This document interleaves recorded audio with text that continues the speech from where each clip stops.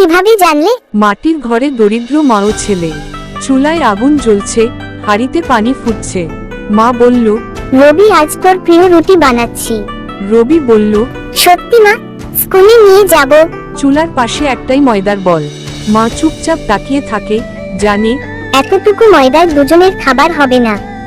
রবি রুটি খেতে বসেছে। হঠাৎ দেখে তার পাশের এক ছেলেটা চুপচাপ তাকিয়ে আছে, চোখে ক্ষুধা। রবি কিছু না বলে নিজের রুটিটা ছেলেটার দিকে বাড়িয়ে দেয়। রবি বলল, তুই খা ভাই, আমি তো সকালে খেয়ে এসেছি। ছেলেটা খেতে খেতে বলল, তুই ভালো মানুষ, তোর মা খুব ভাগ্যবতী। রবি শুধু হাসে। রবি ঘরে ফিরে দেখে মা টেবিলে বসে আছে, সামনে অর্ধেক রুটি রাখা। মা বলল, তুই খাসনি, তাই না? আমি জানতাম। রবি অবাক হয়ে তাকায়। রবি বলল, তুমি কিভাবে জানলে?